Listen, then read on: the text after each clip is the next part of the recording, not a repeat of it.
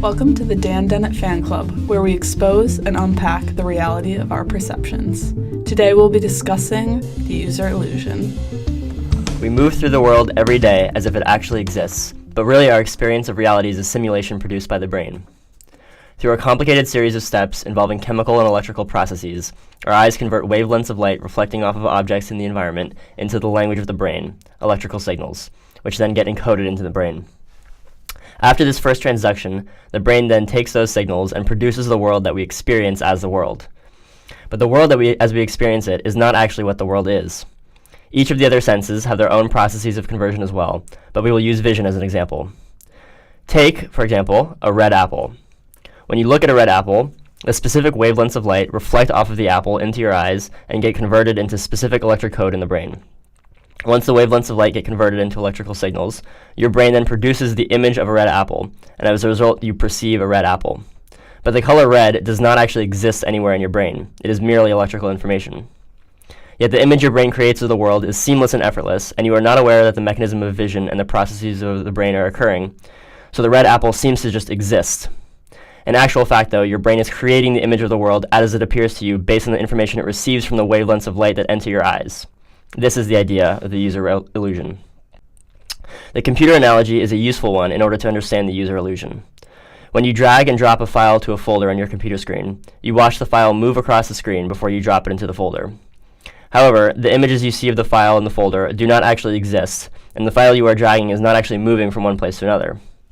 The screen is essentially a user illusion of the underlying code, as it presents the code in a way that is user-friendly and accessible to the person using the computer. In the same way, our brains incorporate the streams of data that we receive and produce a world for us, filled with visuals, sounds, smells, tastes, and touch. Our experience of the world, though, is nothing more than the simulation produced by our brain. When we perceive information from the world, a process called transduction occurs. We are constantly transducing signals every day.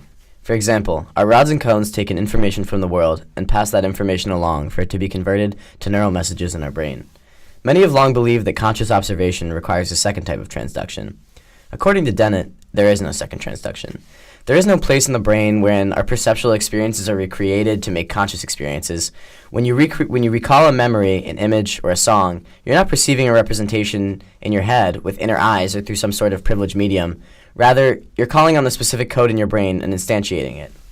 Dennett hopes to completely debunk the possibility of a materialistic consciousness. René Descartes came up with one of the first useful and accepted theories of consciousness, a form of substance dualism, a theory that states that the mind is a physical substance independent of the body. Dennett derisively refers to this materialism theory of consciousness as the Cartesian theater. Dennett would say that no legitimate theory of consciousness can begin in this vein. Even if it were the case that there was some sort of homunculus sitting in us, perceiving and controlling what goes on inside, we would still have to determine what controls this inner figure. How do they perceive and store images? We're left with an infinite regress.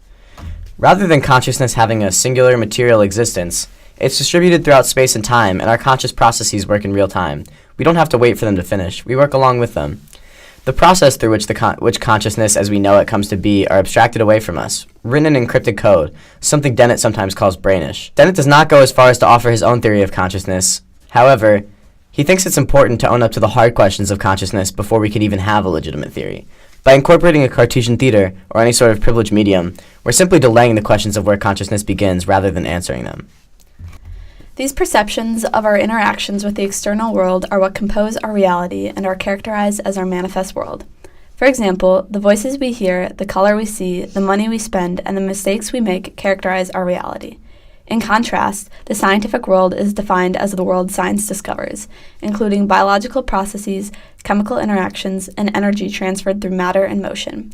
However, most of this scientific world takes place behind the scenes, deep within our brain, and we lack the insight to bear witness to the millions of computations that our brain is making merely as you listen to this podcast.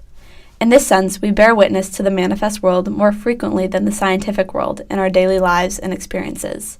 And therefore, our perception of reality is biased towards the manifest world. Thus, Dr. Daniel Dennett begs the question, how do these two things hang together? Which do we believe? The reality on which our life experience has been built, or the millions of biological processes that have been mostly hidden to us for our entire lives?